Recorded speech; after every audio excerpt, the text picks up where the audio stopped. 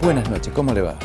Bienvenidos a esta nueva cita que tenemos aquí todos los miércoles después del noticiero, minutitos después de las 21 horas, para charlar con una cierta mirada que tiene por protagonistas a aquellos que van construyendo la sociedad en que vivimos, construyendo decisiones, tomando parte de este mundo que nos rodea y que nos impacta todos los días.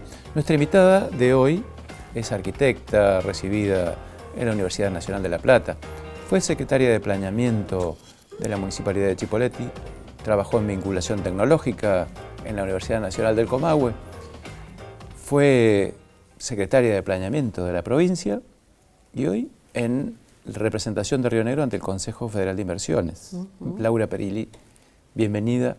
Gracias por estar con nosotros. No, gracias a vos por la invitación. Laura, el Consejo Federal de Inversiones, te robo 2 minutos como para desviarnos un ratito, pero ¿qué es el Consejo Federal de Inversiones? Bueno, ¿De qué tanto se habla? El Consejo Federal de Inversiones es un organismo auténticamente federal, como le interesa, digamos, al CFI que lo identifiquen. ¿Por qué? Porque en realidad son las provincias las que conforman, digamos, este consejo. No es un organismo nacional, es un organismo federal al cual las provincias, digamos, aportan un porcentaje de su coparticipación que va a este fondo y el CFI luego tiene un sistema, digamos, de articulación con las provincias directamente, a través de la cual, por un sistema propio que tiene de asignación de recursos para asistencias técnicas y para la formulación de proyectos y para las líneas de créditos, vuelve a distribuir en el conjunto de las provincias argentinas. En el caso mío, soy representante ante el CFI por la provincia de Río Negro, antes como secretaria de Planeamiento de la provincia y ahora a cargo, digamos, de la Secretaría de Programas Especiales dentro de la Secretaría General. Sí, Laura, ¿y cómo llegaste a esta especialización de la planificación dentro de lo que es esa carrera de arquitectura y urbanismo? Bueno, en realidad, hoy, por ejemplo, el urbanismo ya es una carrera, digamos, de posgrado que es absolutamente interdisciplinaria. En la época en que por ahí me tocó formarme a mí, allá por la década del 70, eran los arquitectos, digamos, nuestro título nos habilita para desarrollar el urbanismo, ¿no?, como disciplina complementaria. Y bueno, salimos todos especializados fundamentalmente en la arquitectura y con una leve formación en urbanismo, y casi todos, como en el caso mío, hacemos urbanismo desde la propia experiencia, es decir, aprendemos a hacer urbanismo y a pensar en la escala de la ciudad o de la región desde la gestión pública. Convengamos que La Plata es una ciudad especial para estudiar urbanismo, una ciudad diseñada, por lo menos en lo que es su casco céntrico, para ser una ciudad. Exactamente, fue diseñada como capital provincial y bueno, sí tiene una traza de absoluto diseño de cuadrícula y diagonales, con distribución de equipamientos públicos acertadamente colocados. Sí, es una ciudad de diseño, podríamos decir. Claro, hizo fines del siglo XIX, 1882 se inauguró finalmente. Exactamente. ¿Tan difícil es pensar en el mediano plazo en nuestra sociedad actual? En las ciudades. No, lo que pasa es que creo que por ahí, recién en la última década o los últimos 15 años o 20, se ha empezado a trabajar fuerte en la cuestión del desarrollo local, en donde uno aprende a comprender que el desarrollo de cualquier ciudad está absolutamente vinculado con el desarrollo económico de esa ciudad, que los territorios, tanto digamos los territorios de las ciudades como el campo, como los ámbitos regionales y provinciales, no son inertes, digamos, a lo que pasa con las políticas públicas, son un fiel reflejo de ello, ¿no? Y estamos siendo conscientes de que toda decisión que tomemos, tanto de inversión como de obra, impacta de alguna u otra manera sobre esta construcción común que es la ciudad.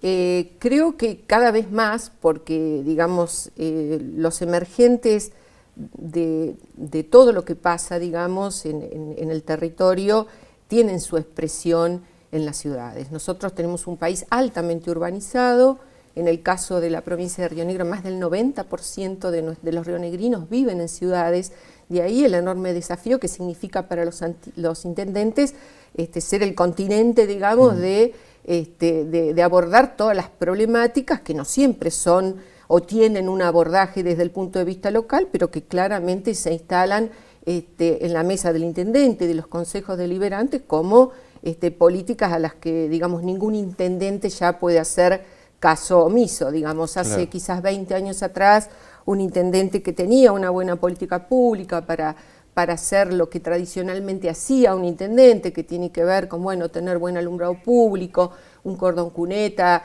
pavimento, es decir, estas cuestiones que de alguna forma satisfacían también al contribuyente respecto del intendente, hoy tienen, digamos, otro nivel de exigencia que están vinculadas con estas cuestiones, es decir, qué pasa con la educación, qué pasa con la salud. Esto obliga, digamos, a los intendentes también a tener un nivel digamos, de relación interjurisdiccional con los gobiernos provinciales y nacionales, porque todas estas son también inversiones de gran envergadura, infraestructura, cloacas, aguas, es decir, no son, por lo menos en el ámbito de la provincia de Río Negro, de incumbencia municipal. Entonces, bueno, obliga a estos esquemas de articulación permanente entre la provincia, la nación y los municipios, ¿no? Entonces, creo que la complejidad del gobierno local es una complejidad, para mí, la más importante, digamos, en términos de desafío de gestión, ¿no?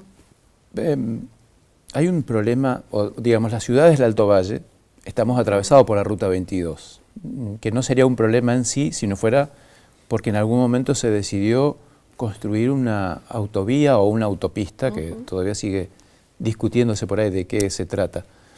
¿Era muy difícil ver esa situación hace 20 años? No, de hecho la vimos.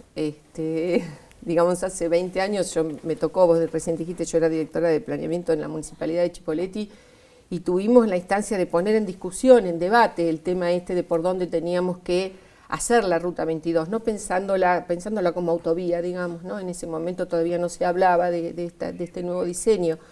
Y la verdad que la decisión que de alguna forma tuvimos varios municipios en ese momento tenía que ver con la posibilidad de seguir consolidando esta Ruta 22 como una ruta productiva e interurbana, que manejara estos flujos, digamos,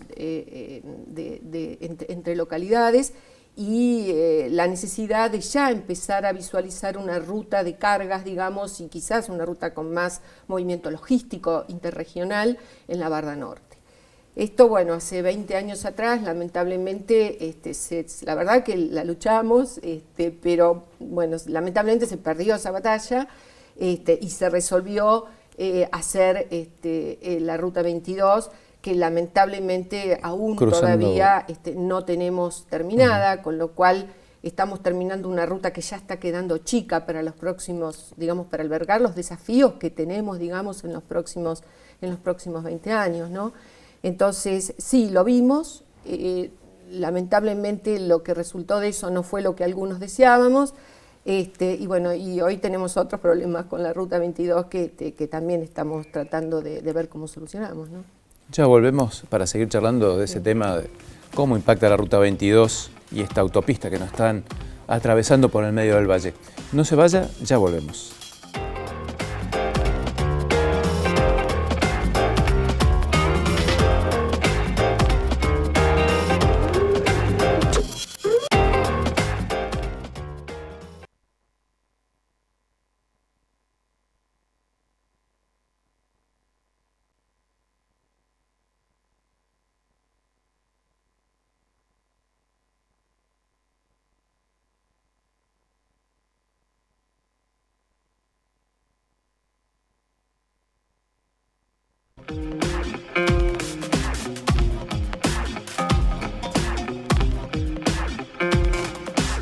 Seguimos en Una Cierta Mirada charlando con Laura Perilli sobre las problemáticas que se nos plantean a la hora de planificar un territorio, planificar una ciudad.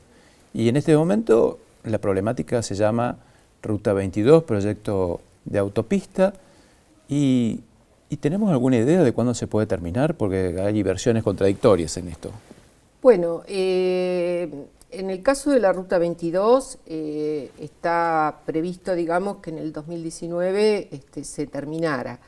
Lo que sabemos es que se va a terminar los tramos que se están ejecutando hasta Chipoleti, hasta el ingreso a Chipoleti, y luego, bueno, hay que avanzar sobre el proyecto del sector que falta todavía, ¿no? Que eso lo tenía el órgano de Contralor de las Concesiones Viales, otro organismo distinto. Exactamente. Estas cosas que hace Nación por ahí a distancia. Sí, yo creo que es una necesidad imperiosa terminar la Ruta 22, fundamentalmente porque es una deuda histórica que tiene, digamos, el Gobierno Nacional con la provincia de Río Negro,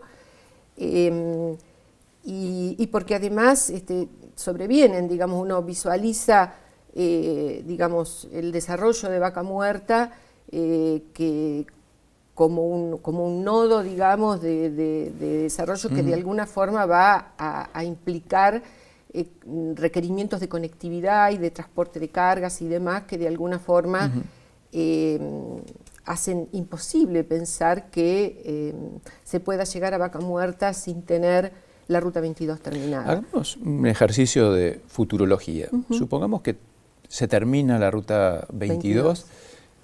Y se inaugura con todos los cruces, todos los puentes y todos los accesos. ¿Alcanza? Yo creo que mirando ese escenario a 20 años, era como te decía recién, ya queda vieja, digamos, en términos de proyecciones de demanda de transporte. Nosotros estamos trabajando fuerte en el tema con la provincia de Neuquén, inclusive en los temas de las demandas, digamos, de infraestructura y equipamientos que requiere Vaca Muerta, y claramente ya inclusive son 12 municipios, 6 nuestros de la provincia de Río Negro y 6 de la provincia de Neuquén, y los de Río Negro están planteando claramente el requerimiento de una ruta, digamos, de cargas por la Barda Norte. Que sería complementaria de esta, y quizás volveríamos a esta cuestión de seguir sosteniendo, digamos, el tránsito regional y productivo, digamos, sobre la actual Ruta 22 y la posibilidad de liberar, digamos, todo el transporte de carga por el norte. Creo que ese es un anhelo que estamos ahora en condiciones de poder repensar, que de hecho lo hemos conversado ya con la gente de Vialidad Nacional, y claramente a veces para que estas obras de infraestructura avancen es necesario tener digamos, focos, digamos, de desarrollo, como en este caso significa Vaca Muerta, que justifiquen las altas inversiones que requieren, digamos, este tipo de obras, ¿no? Ya vamos a volver con el tema de Vaca Muerta, pero ahí, hablando de rutas nacionales, está la Ruta 23 y el trabajo que ustedes estuvieron haciendo con los intendentes para que la Ruta 23, que atraviesa toda la línea sur, sea también una alternativa de progreso y no una posibilidad de escaparse. No, tal cual. A ver, nosotros desde el gobierno provincial, cómo visualizamos esta provincia de Río Negro, que creo que tiene una posición o posibilidades, digamos, de desarrollo que son inmejorables, aún comparando obviamente con otras provincias, ¿no? Yo soy muy gráfica y muy territorial, digamos, en mis apreciaciones, pero creo que por ahí uno podría imaginar como la provincia de Río Negro logísticamente, digamos, como un cuadrilátero en donde el borde, la línea norte es la Ruta 22, que conecta, digamos, Bahía Blanca con Neuquén y obviamente, seguramente con los puertos, digamos, del sur de Chile.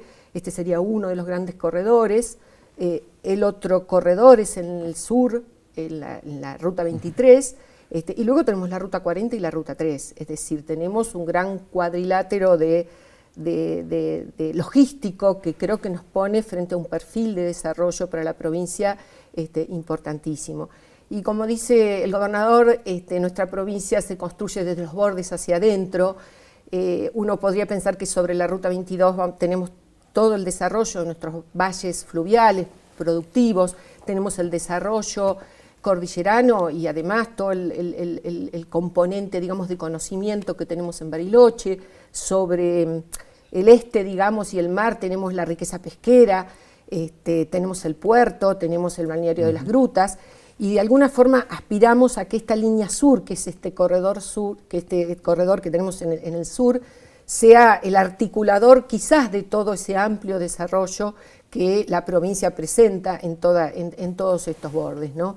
Para esto, obviamente, hay que fortalecer infraestructuras, por eso estamos planteando el gasoducto, además, digamos, de la terminación de la Ruta 23, los proyectos de energía, los proyectos viales, porque si bien esto es un cuadrilátero, lo que tenemos que garantizar también son todas las rutas provinciales que en sentido norte-sur empiecen a conformar una malla que de alguna forma articule estas posibilidades de desarrollo con integración. Pero digamos, sería el futuro de la Ruta 23 sería ser un corredor de paso de mercaderías, o podría también aprovecharse de esa vinculación para generar otras riquezas? Bueno, nosotros apostamos a lo último que decís, claramente. Nosotros esto ya desde el 2016 venimos trabajando fuerte con los 8 intendentes de las localidades que están en la línea sur, y justamente estamos trabajando sobre estas cuestiones.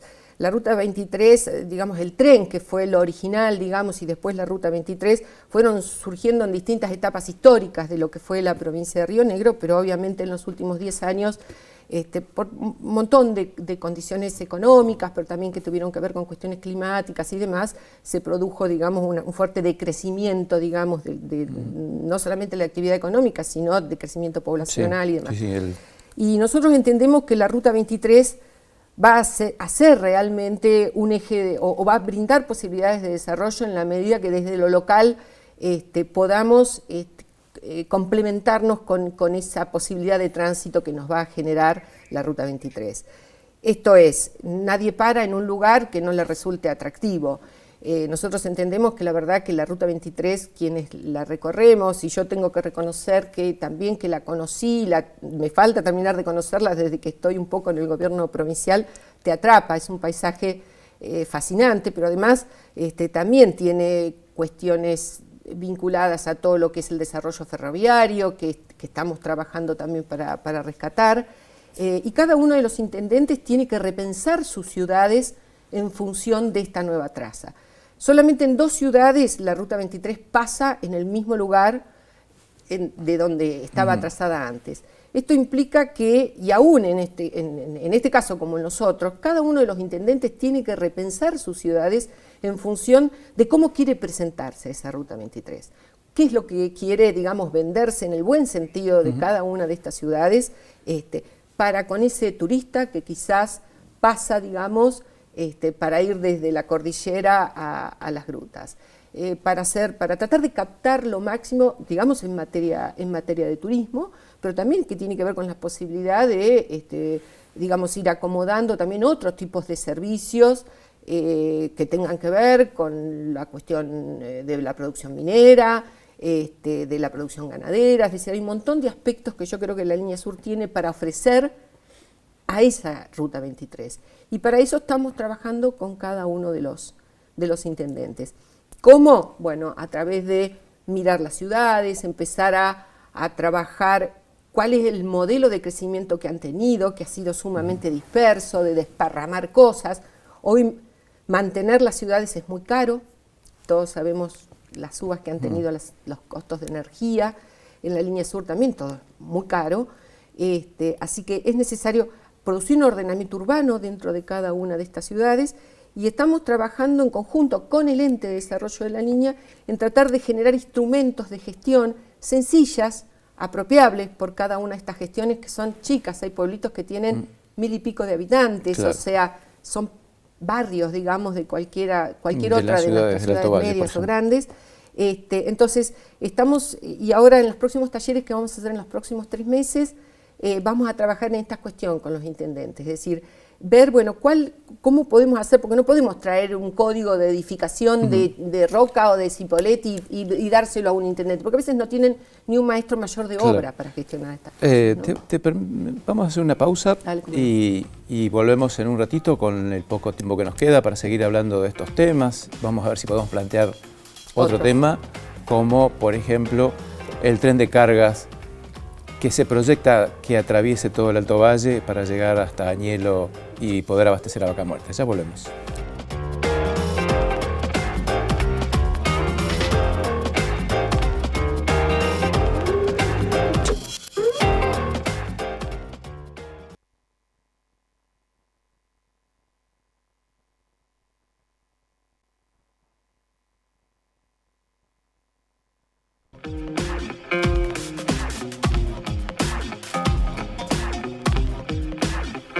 Continuamos con una cierta mirada, continuamos charlando con Laura Perilli sobre estas cuestiones que nos desbordan todos los días, porque, bueno, enhorabuena que nos desborden, quiere decir que tenemos una sociedad dinámica y con expectativas de desarrollo, ¿no? Y con proyectos. Por ejemplo, ahora con esta idea del tren de cargas que atravesaría casi todo el Alto Valle del Río Negrino para llegar hasta Chipoleti, girar hacia el norte, llegar a Barda del Medio y de ahí continuar con la parte nueva del tren hasta Añelo. Digamos, sería un colapso para nuestras ciudades un tren de las características que se están planteando. Bueno, yo primero quisiera decir una cosa, que, digamos, vos sabés que los intendentes han tenido, digamos, una iniciativa, digamos, respecto de presentar a Vialidad Nacional sus preocupaciones, al Ministerio de Transporte, sus inquietudes respecto de la cuestión de este tren. Pero en ningún momento, digamos, el posicionamiento pasa por decirle no al tren.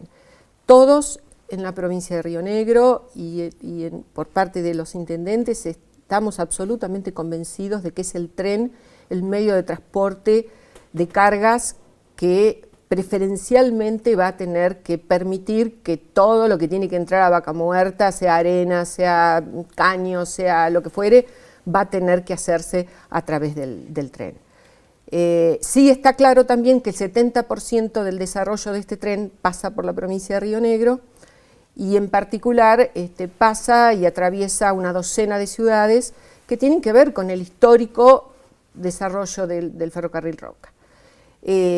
Así que, tal cual también lo comentó, lo dijo el gobernador el día de la presentación en Neuquén, nosotros como provincia, tanto a través de nuestras vialidades, digamos, de tanto la 151 como la 22 son embudos, digamos, para el transporte carretero y el tren también, digamos, ¿no? Llega a Neuquén.